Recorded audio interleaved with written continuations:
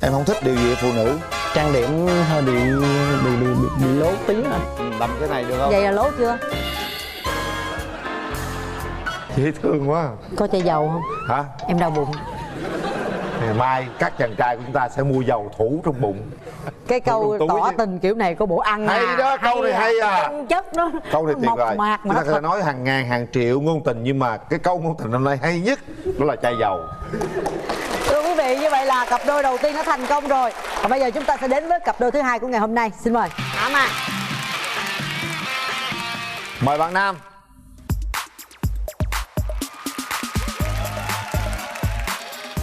Ngồi đi Mời bạn. bạn nữ.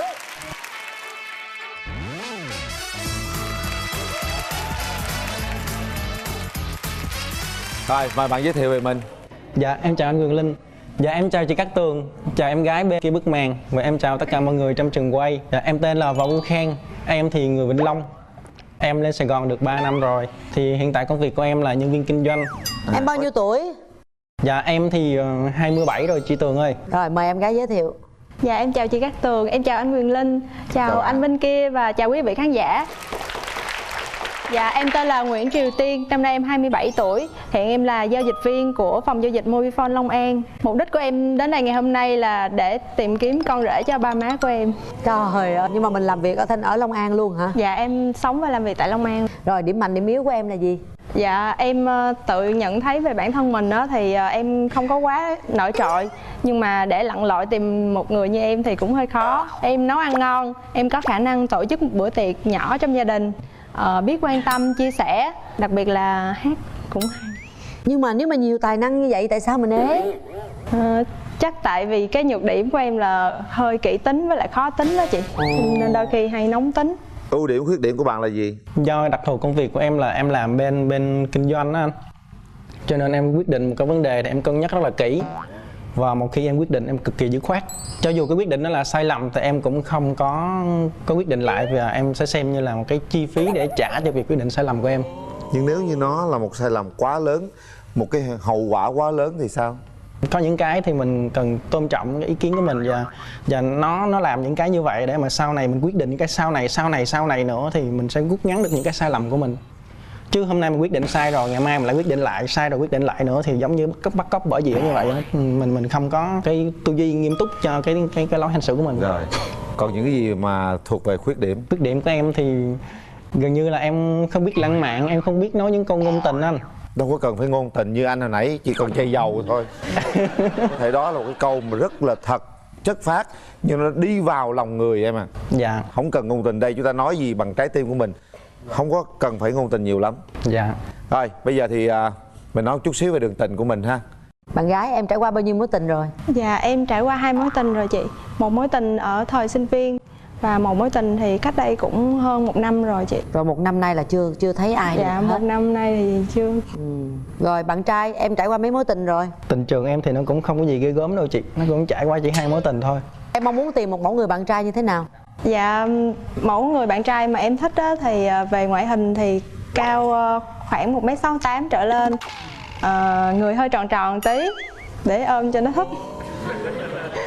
Gương mặt thì dễ nhìn dễ mến là được rồi, đừng có đẹp trai dữ mệt lắm. Trời, cần gì phải giữ, người ta giữ mình chứ em. Con trai hay lăng nhăng hơn á chị. Đẹp trai là lăng nhăng hả? Dạ Xấu thường cũng là lăng vậy nhăng đó em, em. cái máu lăng nhăng là lăng nhăng à. Đúng rồi, có nhiều người xấu lăng nhăng dữ lắm em ơi. Tính tình thì hiền lành, tốt bụng, có trách nhiệm, quan tâm đối với gia đình, biết lo làm ăn, biết quan tâm, chia sẻ, có một chút lãng mạn thì càng tốt. Bên kia không có lãng mạn, không biết nói ngôn tình. Không có cần phải nói những lời ngọt ngào quá, nhưng mà lâu lâu hay tạo sự bất ngờ cho người yêu của mình thì điều đó rất là tốt. Được không em? Dạ được chị. Em thấy đáp ứng được bao nhiêu nhu cầu của cô gái đưa ra? Bao nhiêu %? Về chiều cao thì em bo luôn cho bạn 2cm. Còn về cân nặng á thì em nghĩ là em ổn. Ổn rồi. Còn tất cả những vấn đề khác thì em nghĩ nó không thành vấn đề. Rồi, còn em yêu cầu như thế nào? Đơn giản thôi anh, em tìm một bạn gái thì cái điều kiện cần trước tiên phải là con gái chính hiệu cơ đã. Bạn yên tâm điều đó. Dạ. Cái thứ hai là chắc chắn là 100% là chuẩn nữ. Trời ơi trời.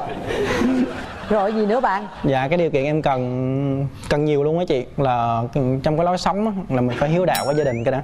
Còn thứ hai nữa thì cao ngoại hình ngoại nhìn chừng 1m6 cho lên thì em nghĩ ổn rồi, không có 1m6 thì thấp xíu cũng chả sao, bởi vì em cao rồi cho nên em nghĩ là ổn. Em không thích điều gì ở phụ nữ? Dạ trang điểm hơi bị lố tí anh. Tức là hơi đậm quá đúng không? Dạ đúng rồi. Đậm cái này được không? Vậy là lố chưa? Dạ chưa lố. Chưa lố hả? Chứ sao mới lố? Lố là cái mông của chị nó phải vẽ trên này, cái mắt phải vẽ vậy. Ai đâu mà khùng mới vẽ vậy, chứ mắt đâu mà vẽ vậy, môi đâu vẽ vậy. Có vẻ là hơi gia trưởng đúng không? Dạ không chị, em người miền Tây em không gia trưởng đâu. Miền Tây gia trưởng mà sao thấy tùm lum yêu cầu hết trơn trời. Dạ thì mọi người hỏi em yêu cầu như thế nào thì em liệt kê đó thôi, chứ em đâu có nghĩ rằng là phải 100% theo yêu cầu của em đâu. Cái đó là còn điều gì không thích ở người bạn gái nữa không? Lỡ rồi nói dạ, luôn đi. còn một cái nhiều cái không thích nữa ta, là cái gì ta? Xăm mình. Bây giờ nếu mà cảm thấy hợp lý hết thì khi nào mình tiến tới hôn nhân được? Năm nay em cũng 27 tuổi rồi thì kế hoạch của em á, thì nó tầm kết hôn ở giai đoạn từ 28 đến 30. Mình cưới xong về mình định lập nghiệp ở đâu? Em thì em sinh ra lớn lên tốt nghiệp đều ở Vĩnh Long hết và em đi làm ở Sài Gòn. Mà khi mà em khởi nghiệp thì chắc là em về quê em. Về Vĩnh Long? Dạ đúng rồi. Vĩnh Long em ở chỗ nào? Em ở huyện Chợ Ôn. Rồi vậy là có làm dâu không hay là mình ở riêng? Dạ cái việc làm dâu thì em nghĩ là nó không bắt buộc, nhưng mà em nghĩ là người vợ em ít nhiều gì cũng nên làm dâu. Cái việc làm dâu em định nghĩa ở đây không phải là làm dâu về để phục vụ cho mẹ em, nhưng mà làm dâu để biết được cái cách làm dâu như thế nào, sau này còn dạy cho con cái mà sau này nó làm dâu và hiểu được cái tình cảm, cái cảnh làm dâu như vậy thì sau này lỡ có con trai có dâu thì thông cảm cho con dâu nhiều hơn, để hai vợ chồng hai mẹ con á sống với nhau nó dung hòa hơn. Trời ơi, cho nên em nghĩ là người vợ em nên làm dâu. Thấy làm vợ em là cũng đã mệt rồi đó, làm dâu nữa chắc mệt nữa. Một chàng trai kinh doanh về nghề gì ạ? suy nghĩ rất sâu sắc. Em là nhân viên của công ty khóa Việt Tiệp anh. Khóa mà chắc lắm mà nha. Chắc chắn. Để qua anh xem lập bên đàn luận gái tư thế tưởng nào. rất ổn định. Chào em gái. Bây giờ em nghe chàng trai nói đó, em tưởng tượng thế nào? Em thấy anh là một người rất là sâu sắc, có hiểu biết, có trình độ. Em nghĩ em cũng thích cái mẫu người giống như vậy. Thích mẫu người như vậy. Một chuyện anh nói anh phải có làm dâu luôn đó. Dạ em không có khe vấn đề đó anh, em tự tin. Có thể về Vĩnh Long làm dâu đúng không? Dạ vâng. Rồi vậy ổn rồi. Người nào cũng lập luận rất rõ ràng. Hôm nay em có đi với người thân không? Dạ em có đi với mẹ với lại chị. Có mẹ với chị hả? Cho chị gặp mẹ em ạ. Chào MC Quyền Linh, chào MC Cát Tường, Dạ, chào quý cô. vị khán giả. Em là mẹ của bé Tiên. Theo mẹ nhận thấy mà cháu bên này á là cũng được, cũng lịch sự, cũng đẹp trai. Dạ. Nhưng cũng thấy cũng chín chắn. Còn về phần bé Tiên ấy con. Dạ. Tiên mặc dầu nó là con một nhưng mà nó rất là giỏi, biết tự lập từ nhỏ đó, là ngoan, biết làm ăn, biết tính toán làm ăn. Dạ. Theo cô nghĩ là trước đây là tụi con nếu mà có đăng ký cái chương trình này á thì cũng đợi chờ lâu lắm đúng không? Dạ đúng theo ạ. cô nghĩ thì hai đứa nên cho nhau cơ hội. Thôi vậy đi. Dạ cảm ơn cô ạ. Vậy đi. Rồi em đi với ai? Gia đình em ở quê bận anh, cho nên không lên được, và nhà em cũng đơn chiếc, cho nên em đi với những người bạn của em. Những người bạn này thì chơi chung với em phần lớn là cũng hơn 5 năm rồi. Cho nên em nghĩ là ít nhiều cũng hiểu con người của em. Rồi mời bạn. Mời bạn. Dạ, chào anh Quyền Linh, chào chị Cát Tường. Em là Minh, là đồng nghiệp cũ với lại anh Khang đây. Thì về anh Khang á, thì về ngoại giao, về cái bên ngoài của anh, về kiến thức thì anh rất là ok. Thì về bạn nữ bên này anh Khang, thì khi bước vào là em đánh giá bạn rất là đúng theo cái chuẩn mà anh em mình ở nhà có trao đổi, là chuẩn người mà Có trao đổi trước luôn hả? Dạ, có trao đổi ở nhà trước, đó là người phụ nữ Á Đông. Thì nếu được thì hai bạn có thể là cho nhau khoảng thời gian thêm nữa để mình có thể tìm hiểu sâu hơn. Rồi cảm ơn bạn. Rồi bây giờ kéo màn lên. Không gian này là của các bạn. Dạ. Các bạn có thời gian là 2 phút. Kéo màn. Mời hai bạn.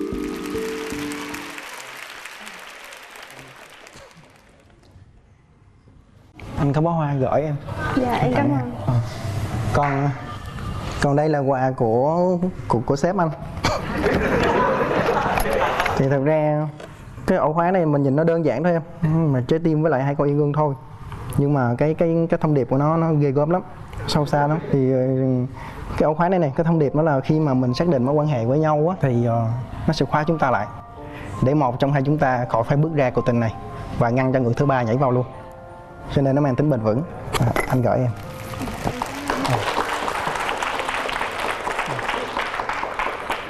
Em hy vọng em có thể cùng anh sử dụng cái khóa này ở một cái chiếc cầu ở ngoài Đà Nẵng, gọi là cầu khóa tình yêu á.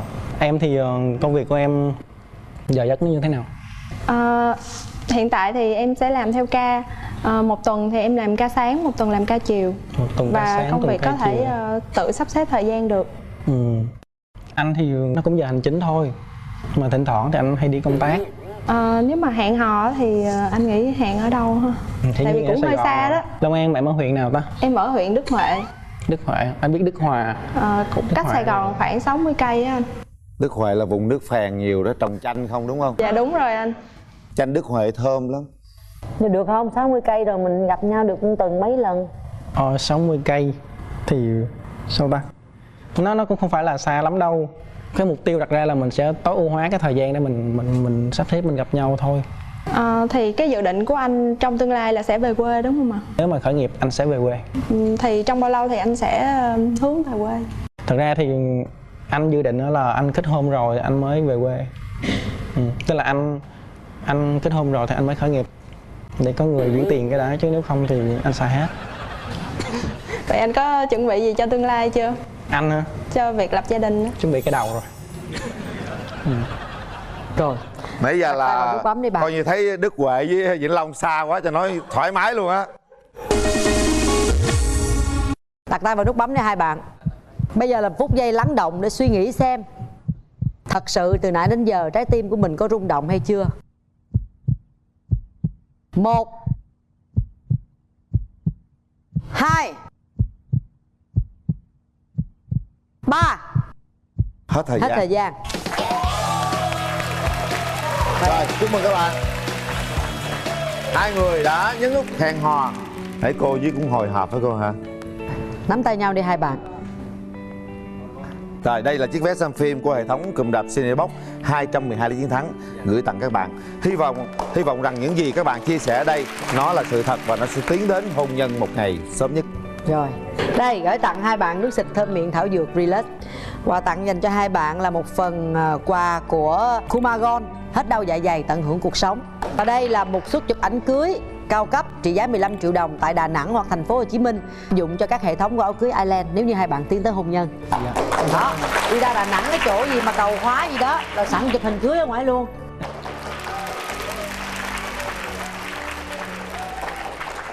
Một cặp rất đẹp đôi Về Đức Huệ trồng chanh.